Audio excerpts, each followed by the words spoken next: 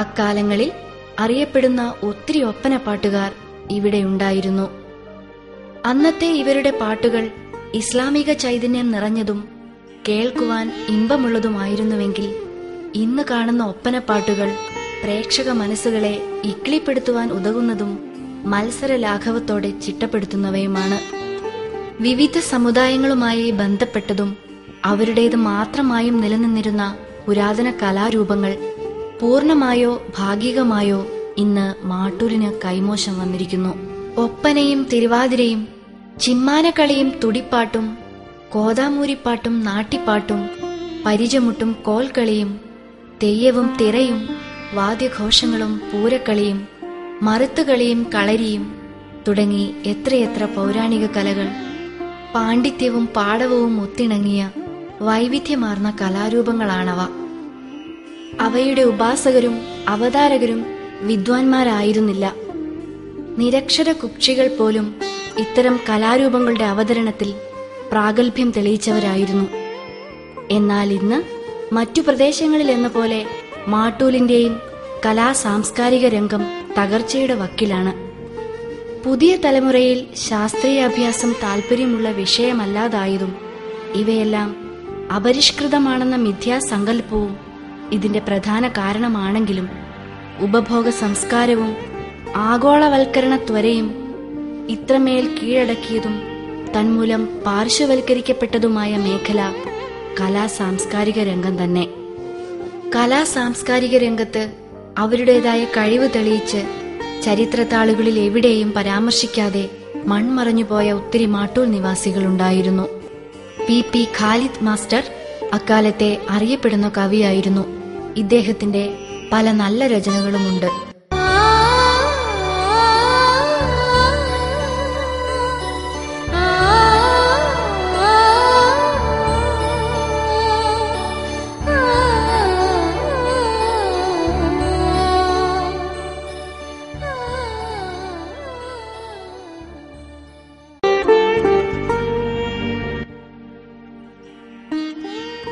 ഉദ്ദേശം 250-നും 300-നും വർഷത്തെ ജനവാസം മാട്ടൂലിന് അവകാശപ്പെടുന്നുണ്ടെങ്കിലും ഇവിടുത്തെ വിദ്യാഭ്യാസ ചരിത്രത്തിന് 1 നൂറ്റാണ്ടിലേറെ പഴമ അവകാശപ്പെടാനാവില്ല. എങ്കിലും വിദ്യാഭ്യാസം എന്ന സാംസ്കാരിക പ്രവർത്തനം ഔദ്യോഗിക രൂപം കൊള്ളുന്നതിന് മുൻപ് തന്നെ പള്ളിക്കൂടങ്ങൾ എന്ന പേരിൽ ഒരു വിദ്യാഭ്യാസ രീതി നിലനിന്നിരുന്നതായി പഴമക്കാരുടെ സ്മരണകളിൽ നിലനിൽക്കുന്നു. ഇത് പ്രധാനമായും മതവിദ്യാഭ്യാസം നൽകുന്നതിനു വേണ്ടിയുള്ളതായിരുന്നു.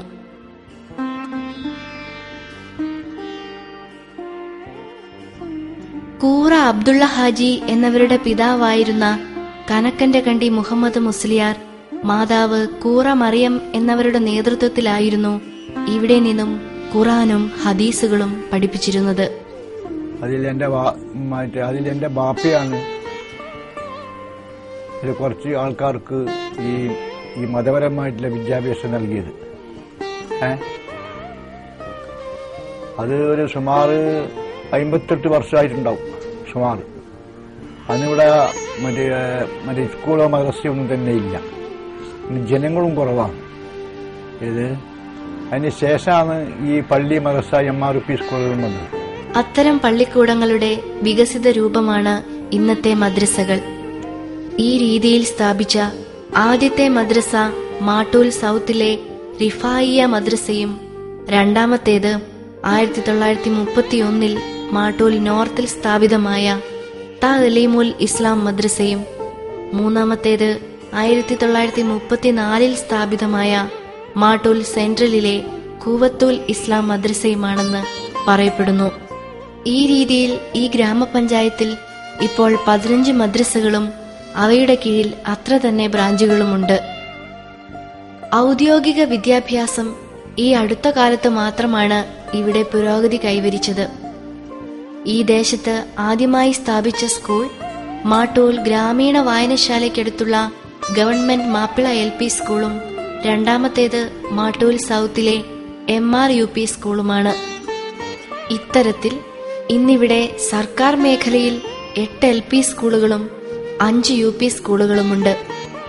ഇതിൽ 900 വിദ്യാർത്ഥികൾ പഠിക്കുന്ന മാട്ടൂൽ സൗത്തിലെ MRUP സ്കൂൾ ഏറ്റവും അധികം വിദ്യാർത്ഥികൾ ഉള്ളതും തെക്കുംപാടിലെ ഇരിണാവ് LP സ്കൂൾ 43 വിദ്യാർത്ഥികളുമായി ഏറ്റവും കുറഞ്ഞ വിദ്യാർത്ഥികളുമുള്ള വിദ്യാലയങ്ങളുമാണ്. ഈ സൗകര്യങ്ങളൊക്കെ ഈ ദേശത്തുണ്ടായിരുന്നുവെങ്കിലും 30 വർഷങ്ങൾക്ക് മുൻപ് വരെയും മാട്ടൂൽ പ്രദേശം വിദ്യാഭ്യാസ കാര്യത്തിൽ വളരെ പിറകിലായിരുന്നു. മാത്രവുമല്ല, ഇവിടുത്തുകാർ ഭൗതിക വിദ്യാഭ്യാസ രീതിയെ അത്ര കണ്ട് പ്രോത്സാഹിപ്പിച്ചിരുന്നുമില്ല. എഴുതുവാനും വായിക്കുവാനുമുള്ള കേവല വിദ്യാഭ്യാസത്തിനപ്പുറത്ത് മറ്റേതെങ്കിലും രീതിയിൽ ഉയർന്ന വിദ്യാഭ്യാസം നൽകി തങ്ങളുടെ കുട്ടികളെ സമൂഹത്തിന്റെ മുഖ്യധാരയിലേക്ക് ഉയർത്തിക്കൊണ്ടുവരുവാനുള്ള താൽപര്യം കഴിഞ്ഞ തലമുറയിലെ രക്ഷിതാക്കൾക്ക് ഉണ്ടായിരുന്നില്ല. സ്കൂൾ വിദ്യാഭ്യാസത്തിന് ശേഷം ഏതെങ്കിലും രീതിയിൽ ഒരു വിസ തരപ്പെടുത്തി ആൺകുട്ടികളെ ഗൾഫ് നാടുകളിലേക്ക് ജോലിക്കായി പറഞ്ഞുവിടുകയുമാണ് ചെയ്തിരുന്നത്.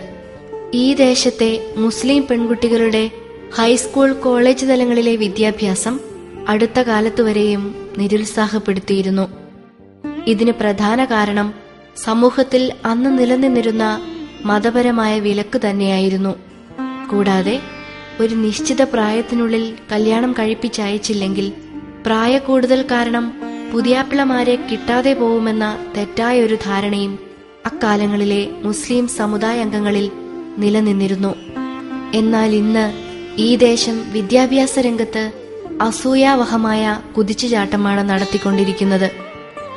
ഇതിന്റെ പ്രധാന കാരണം ഈ രംഗത്ത് ഇവിടുത്തുകാർക്കുണ്ടായ പ്രബുദ്ധതയും ഒപ്പം ഈ മേഖലയിൽ ലഭിച്ചുകൊണ്ടിരിക്കുന്ന ബോധവൽക്കരണവും നേരായ ദിശയിലുള്ള നിർദ്ദേശങ്ങളുമാണ്. 1963 അന്നത്തെ DCC പ്രസിഡന്റായിരുന്ന PTP അബ്ദുള്ള, പൗരപ്രമുഖരായ ആയാർ അബ്ദുൽ കലാം ഹാജി, മടേൻ മൊയ്തീൻ കുഞ്ഞി, CV കുഞ്ഞഹമ്മദ് എന്നിവരുടെ നേതൃത്വത്തിലുള്ള കമ്മിറ്റി മാട്ടൂലിന്റെ ഹൃദയഭാഗത്ത് വിശാലമായ ഭൂപരപ്പിൽ സ്വന്തമായി ഭൂമി വാങ്ങി സ്കൂൾ കെട്ടിടം പണിതു. ഇന്ന് ഇവിടെ പടർന്നു പന്തലിച്ചു നിൽക്കുന്ന ഈ ഹൈസ്കൂൾ സ്ഥാപിക്കുന്നതിന്റെ പിറകിൽ പ്രവർത്തിച്ച പ്രമുഖരിൽ PTP അബ്ദുള്ള എന്നും സ്മരിക്കപ്പെടേണ്ടുന്ന പേര് തന്നെയാണ്. 1962 മാട്ടൂൽ ഗവൺമെന്റ് ഹൈസ്കൂൾ സ്ഥാപിതമായത്. അന്ന് മാട്ടൂലിനെ സംബന്ധിച്ചിടത്തോളം ഒരു ഹൈസ്കൂൾ കിട്ടുക എന്നുള്ളത് ഏറ്റവും വലിയൊരു കാര്യമായിരുന്നു. അന്നത്തെ സെക്രട്ടറി പരേതനായ PTP അബ്ദുള്ള കുഞ്ഞിയുടെ പ്രവർത്തനം വളരെ നന്ദിപൂർവ്വം ഞാൻ സ്മരിക്കുകയാണ്. അദ്ദേഹം ഈ കാശ് വിരിക്കുന്നത് മുതൽ സ്കൂൾ സ്ഥാപിക്കുന്നത് മുതൽ അത് സ്ഥാപിക്കാനുള്ള സർക്കാരിന്റെ തലത്തിലുള്ള പ്രവർത്തനം മുതൽ എല്ലാറ്റിലും സജീവമായി പങ്കെടുക്കുകയും അത് വിജയപ്രദമായി നിർവഹിക്കാൻ സാധിക്കുകയും ചെയ്തു. വാസ്തവത്തിൽ അദ്ദേഹത്തെ ഒഴിച്ചു നിർത്തിക്കൊണ്ട് മാട്ടൂൽ ഹൈസ്കൂളിന്റെ കാര്യം പറയുന്നത് ഒരു കുറ്റകരമായ കാര്യമായിട്ട്. ഇന്ന് ഈ വിദ്യാലയം മഹാനായ CH മുഹമ്മദ് കോയ സാഹിബിന്റെ നാമധേയത്തിൽ അറിയപ്പെടുന്നു. 1998-99 ഇവിടെ ആദ്യമായി ഹയർ സെക്കൻഡറി ക്ലാസുകൾ ആരംഭിച്ചത്. കഴിഞ്ഞ വർഷങ്ങളിൽ 90% വിജയം നേടി മെച്ചപ്പെട്ട വിദ്യാഭ്യാസ നിലവാരം നിലനിർത്താൻ ഈ ഹയർ സെക്കൻഡറി സ്കൂളിന് കഴിഞ്ഞിട്ടുണ്ട്. ഈ ഒരു വിദ്യാലയം ഈ ദേശത്ത് ആരംഭിക്കുന്നതുവരെയും ഇവിടുത്തുകാർ ഹൈസ്കൂൾ വിദ്യാഭ്യാസം നേടിയത് അയൽപ്രദേശമായ മാടായി, ചെറുകുന്ന് എന്നിവിടങ്ങളിലെ ഹൈസ്കൂളുകളിൽ വച്ചായിരുന്നു. ഇവിടെ റോഡ് ഗതാഗതം ആരംഭിക്കാതിരുന്ന അക്കാലത്ത് വളരെയധികം യാത്രാക്ലേശം അനുഭവിച്ചായിരുന്നു ഇവിടുത്തുകാർ അയൽ പ്രദേശങ്ങളിൽ വെച്ച് ഹൈസ്കൂൾ വിദ്യാഭ്യാസം നേടിയിരുന്നത്. മാട്ടൂരിന്റെ വിദ്യാഭ്യാസ ചരിത്രത്തിൽ ഒരു വിപ്ലവാത്മകമായ ഒരു തുടക്കം കുറിച്ചത് മാട്ടൂർ ഗവൺമെന്റ് ഹൈസ്കൂൾ എന്ന് തന്നെ പറയാം. അതോടൊപ്പം തന്നെ അതിനുശേഷം പയ്യന്നൂർ കോളേജ്, വിശേഷ സർ സെയ്ദ് കോളേജൊക്കെ ആരംഭിച്ചതോടുകൂടിയിട്ട് മാട്ടൂർ ഒരു വിദ്യാഭ്യാസ വിപ്ലവത്തിന്റെ മുന്നിലെത്തി എന്ന് തന്നെ നമുക്ക് പറയാൻ സാധിക്കും. ഇന്ന് നമ്മുടെ നാട്ടിൽ മുസ്ലിം വനിതാ ഡോക്ടർമാർ ഒന്നല്ല പലതുണ്ട്. അതുപോലെ തന്നെ MBBS-നും ഡെന്റലിനും പഠിക്കുന്ന മുസ്ലിം വിദ്യാർത്ഥിനികളുണ്ട്. ഇന്ന് ലോകത്തിന്റെ പല ഭാഗങ്ങളിലും മാട്ടൂരിന്റെ പ്രതിനിധികൾ പഠിച്ചുകൊണ്ടിരിക്കുന്നു എന്നുള്ളത് തികച്ചും ആവേശം നൽകുന്ന ഒരു കാര്യമാണ്. വിദ്യാഭ്യാസ രംഗത്തെ പ്രധാനപ്പെട്ട ഒരു നാഴികക്കല്ലാണ് മാട്ടൂൽ നോർത്തിലെ Najath girls higher secondary school. ഈ ദേശത്തെ പെൺകുട്ടികളുടെ ഉപരിപഠനാർത്ഥം സ്ഥാപിച്ച ഈ സ്കൂൾ ഈ ദേശത്തുകാരുടെ രാഷ്ട്രീയ സ്വാധീനത്തിൽ നിന്നുണ്ടായ വലിയ ഒരു ഭരണ നേട്ടത്തിന്റെ ഉത്തമോദാഹരണമാണ്. ജില്ലയിലെ മികച്ച വിദ്യാഭ്യാസ നിലവാരം പുലർത്തുന്ന സ്കൂളുകളിൽ ഒന്നാണ് Najath girls higher secondary school.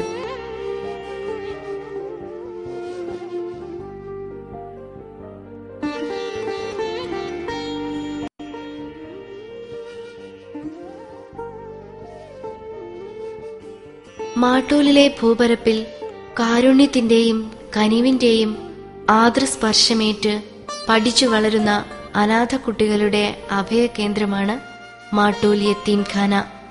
Mattool പ്രദേശത്ത് ഒരു അനാഥ അഗതി മന്ദിരം തുടങ്ങണമെന്ന് 1985 ചേർന്ന സുന്നി വിജന സംഘം മഹാസമ്മേളനത്തിൽ അഭിപ്രായപ്പെടുകയും